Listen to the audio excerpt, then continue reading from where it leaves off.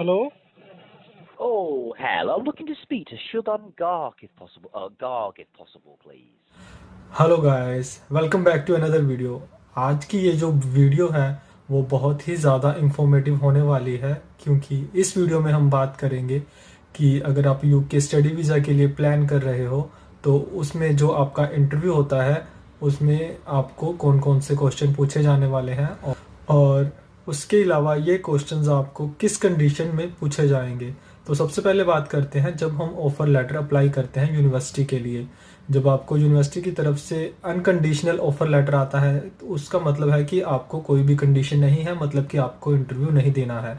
लेकिन जब आपको कोई कंडीशन लेटर आता है यूनिवर्सिटी की तरफ से तो उसका मतलब है कि आपका या तो वो इंटरव्यू लेंगे या आपके डॉक्यूमेंट्स में कोई कमी है, तो वो आपको मेल करके आपको सेंड करेंगे। आइदर वो आपका इंटरव्यू हुआ तो वो आपका टेलीफोनिक इंटरव्यू होगा, और अगर आपका कोई डॉक्यूमेंट्स की कमी हुई तो वो भी आपको मेल करके बता देंगे कि आपके डॉक्यूमेंट्स में कमी है और आपको रीसबमिट करवाने होंगे आपके डॉक्यूमेंट्स। और अब हम बात करते हैं इंटरव्यू क्वेश्चंस के बारे में। मैंने अप्लाई किया था मैनचेस्टर मेट्रोपॉलिटन यूनिवर्सिटी में और उसका मुझे अनकंडीशनल ऑफर लेटर आया था। मुझे मतलब बिल्कुल भी कोई भी इंटरव्यू नहीं देना था और मेरे जो डॉक्यूमेंट्स थे वो ऑलरेडी कंप्लीट थे। तो मैं बिल्कुल निश्चिंत होकर बैठ गया कि अब मेरा कोई भी इंटरव्यू नहीं आएगा, और मैंने कैश लेटर के लिए अप्लाई कर दिया। और उसके बाद जब मेरा कैश लेटर भी आ गया देन आई थिंक कि हाँ अब तो बस वीज़ा का ही प्रोसेस करना है। तो मैंने अपनी फाइलिंग आईडीपी से करवाई थी जो कि चंडीगढ़ में है, तो मैंने अपनी फाइलिंग वहाँ से कर दी। तो फाइलिंग करने के 15 से 20 दिन बाद मुझे यूके की तरफ से एम्बेसी से कॉल आता है, और मेरे पास उसकी रिकॉर्डिंग्स भी है, मैं आपको थोड़ी सी सुना दूंगा तो आपको थोड़ा सा आइडिया हो जाएगा। तो उनका फ़ोन आता है इंटरव्यू क्वेश्चंस के रिगार्डिंग। उस टाइम मैं ड्राइविंग कर रहा था तो मतलब पहली बार मैं उनका कॉल नहीं ले पाया, और जो उनका कॉल था वो था मुझे प्राइवेट नंबर से। और सेकंड टाइम जब उनका कॉल आया तो मैंने पिक किया तो उधर से उन्होंने बोला कि वो यूके एम्बेसी से बात कर रहे हैं and this is your interview. तो एकदम से मैं शॉक हो गया कि ये क्या हो गया, लेकिन आई वॉज प्रिपेयर्ड, मैं बिल्कुल ही प्रिपेयर था इंटरव्यू क्वेश्चंस देने के लिए। तो गाइस अभी हम चलो बात करते हैं कि उन्होंने कहाँ से स्टार्ट किया इंटरव्यू क्वेश्चंस। तो उन्होंने सबसे पहले मुझे ये पूछा कि can you please tell me your previous academics, कि आपकी प्रीवियस एकेडमिक्स क्या है। तो मैंने उनको बताया कि मेरी ये एकेडमिक्स हैं। देन उन्होंने स्टार्ट किया कि आपका किस ईयर में एकेडमिक्स कंप्लीट हुआ, और उसके बाद आपने क्या किया, आपने क्या जॉब की, और कहाँ काम किया, वहाँ आपकी कितनी सैलरी थी। देन उसके बाद उन्होंने मेरे से पूछा कि आपकी जो फंडिंग है वो सेल्फ फंडिंग है या आपने लोन वगैरह लिया है। तो मेरी सेल्फ फंडिंग थी, तो मैंने उनको बता दिया कि ये मेरी सेल्फ फंडिंग है। और उसके बाद उन्होंने पूछा कि आपके जो अकाउंट में बैलेंस है वो कितना है, तो मतलब आप सर्वाइव कर सकते हो। तो मैंने उनका क्वेश्चन उनको जीबीपी मतलब ग्रॉस पाउंड स्टेरलिंग में दिया कि इतनी मेरे अकाउंट में पाउंड्स हैं, और इतने टाइम के लिए इतनी मेरी यूनिवर्सिटी की फ़ीस है और इतना टाइम मैं सर्वाइव कर सकता हूँ। देन वो नेक्स्ट यूनिवर्सिटी के क्वेश्चंस पे आ गए और उन्होंने पूछा कि आपने कौन सी यूनिवर्सिटी में अप्लाई किया है, आपका कोर्स कौन सा है, उसमें क्या क्या मॉड्यूल्स हैं। उन्होंने मॉड्यूल्स के भी क्वेश्चन पूछे। तो गाइज ये मैंने पहले ही स्टडी कर रखा था ऑलरेडी कि मुझे मेरे कोर्स में कौन कौन से मॉड्यूल हैं, और उन मॉड्यूल्स की वजह से मैंने तो 2-3 नाम उनको बताए तो उनको क्लियर हो गया कि हाँ मतलब ये बंदा जेन्युइन है। और उसके बाद उन्होंने पूछा कि आपके फ्यूचर प्लान्स क्या हैं। तो मतलब मैंने उनको बोल दिया कि मेरे को 1 साल की स्टडी करनी है। देन उसके बाद मुझे वापस घर आना है क्योंकि मेरे मदर वहाँ पे अकेले हैं और उनको मेरी हेल्प की ज़रूरत है और वो काफ़ी एज्ड भी हो चुके हैं। तो मेरा जो आपको आंसर देना वो बिल्कुल ही जेन्युइन आंसर देना कि उनको लगे कि हाँ ये बंदा बिल्कुल जेन्युइन है। और मेरा चलो रीज़न भी जेन्युइन था और मेरा आंसर भी बिल्कुल ही जेन्युइन था। और उसके बाद उन्होंने पूछा कि मतलब आप यूके आके जो आप स्टडी कर रहे हो तो उसमें आप मतलब क्या देखते हो, क्या आप अचीवमेंट देखते हो। तो मैंने बोला कि मैं अभी इंडिया में हूँ तो मेरी अभी अर्निंग लो है, और यूके में स्टडी करने के बाद जो मेरा नॉलेज में गेन होगा उसकी वजह से मैं इंडिया में आके इधर कोई स्टार्टअप अपना शुरू कर लूँ या कोई अच्छी कंपनी में जॉब ले लूँगा और मुझे मतलब बहुत ही ज़्यादा अच्छी सैलरी का पैकेज मिल जाएगा। और उन्होंने फिर ये सब पूछा, और फिर उन्होंने पूछा कि आपका यूके में कोई रिलेटिव, कोई फैमिली मेम्बर या कोई भी और रहता है, तो मतलब फ्रेंड्स वगैरह कोई भी रहता है। तो मैंने साफ मना कर दिया। तो गैस मेरा भी एक फ्रेंड रहता है यूके में, लेकिन मैंने उनको कुछ भी नहीं बताया। आई सेड कि नहीं मेरा कोई नहीं रहता, ना कोई रिलेटिव है, ना कोई फ्रेंड है और ना कोई फैमिली मेम्बर्स है। तो उनको ऐसा लगता है कि हाँ ये बंदा इधर मतलब स्टडी करने के लिए ही आ रहा है।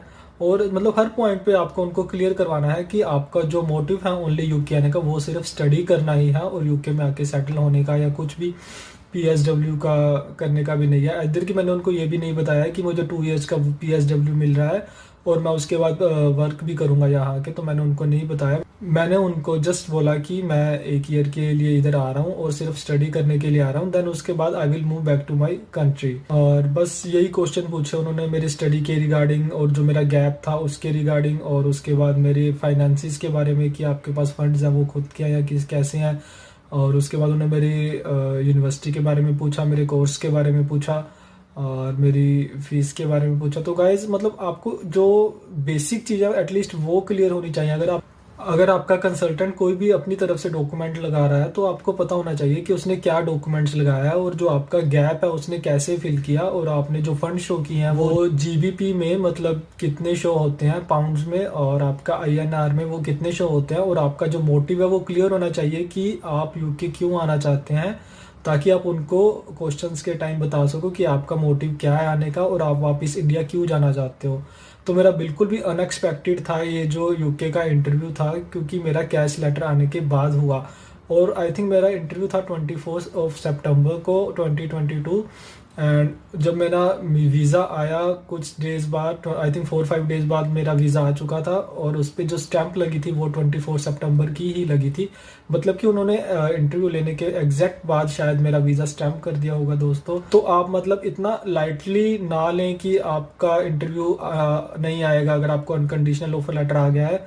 तो मतलब कैश लेटर आने के बाद भी आपका जो इंटरव्यू है वो आ सकता है। मेरा शायद इसलिए आया क्योंकि जो मेरा स्टडी गैप था वो 2017 से था। मेरा 5 इयर्स का स्टडी गैप था, उसकी वजह से शायद उनको शक पड़ा हो कि यार ये बंदा इधर आके सेटल ना होना चाहे, या ये बंदा मतलब स्टडी करने नहीं आ रहा है, ऐसा वैसा कुछ। तो एक्चुअली थोड़ा सा स्टेट का भी मैटर करता है, क्योंकि मैं पंजाब से हूँ और ये पंजाब के लोगों का थोड़ा सा देखते हैं कि ये बंदे इधर आके सेटल होना चाहते हैं और मतलब स्टडी वगैरह नहीं करते हैं, फीस नहीं भरते हैं कॉलेज की और सिर्फ काम में ही लगे रहते हैं। तो इस शायद उनका ये रीज़न भी हो सकता है कि इंटरव्यू लेने का। मैं इस बात से क्लियर नहीं हूँ कि उनका ये रीज़न था या नहीं, लेकिन हाँ मेरे को एक रीज़न बिल्कुल क्लियर है कि जो मेरा स्टडी गैप था उसकी वजह से मेरा इंटरव्यू हुआ, और हाँ इट वाज गुड। तो उसी के भी हाफ मेरा 3-4 दिन बाद वीज़ा आ चुका था दोस्तों। तो मतलब इतना घबराने वाली बात नहीं है कि इंटरव्यू क्वेश्चन में क्या पूछेंगे क्या नहीं पूछेंगे, तो आपको बिल्कुल भी घबराने की ज़रूरत नहीं है। वो बिल्कुल ही ईजी क्वेश्चंस होते हैं, और आपके जो बेसिक्स क्वेश्चंस होते हैं जो आपने फाइलिंग की है उसमें जो डॉक्यूमेंट्स हैं उसके रिगार्डिंग ही आपको क्वेश्चंस पूछे जाएंगे। तो मतलब बिल्कुल ही सिंपल था, और मेरा ये इंटरव्यू कम से कम उन्होंने 10 से 15 मिनट तक लिया और उसमें बहुत सारे क्वेश्चन पूछे। तो मतलब सारा मैंने सही जवाब दे दिया था उनको। तो यही था बस दोस्तों इंटरव्यू के बारे में, और आप भी प्रिपेयर रहें इंटरव्यू के बारे में पहले से ही, और अपने कंसल्टेंट से बात करके रखें, उनसे क्वेश्चंस का पीडीएफ ले लें और उन सभी क्वेश्चंस की तैयारी अच्छी से कर ले, ताकि आप उनको बाद में इंटरव्यू के टाइम अच्छे से बोल सको। सो यही थी इंफॉर्मेटिव वीडियो गाइज। तो चलो मिलते हैं नेक्स्ट वीडियो में। अगर वीडियो अच्छी लगी हो तो नीचे कमेंट बॉक्स में कमेंट करके ज़रूर बताएं, और अगर आपका कोई भी क्वेश्चन है तो आप मुझे पूछ सकते हैं, मैं आपका रिप्लाई ज़रूर करूँगा क्वेश्चन का। तो मिलते हैं नेक्स्ट वीडियो में, तब तक के लिए take care. Yes, Shubham Gargi speaking. Oh, hello. It's Alan calling here from the Home Office in the UK. How are you today? You all right? Yes, sir. From where you are calling? I'm calling from the Home Office regarding your student application to come to the UK. Okay. And it's just a few quick questions about your application, if that's okay. Okay. Yeah, no problems, mate, no problems. My first question for you, how much have you paid towards your tuition fees? I paid 3,000 GBP for my tuition fees. Perfect. Thank you, matey, much appreciated. And what was the most recent educational course that you've completed?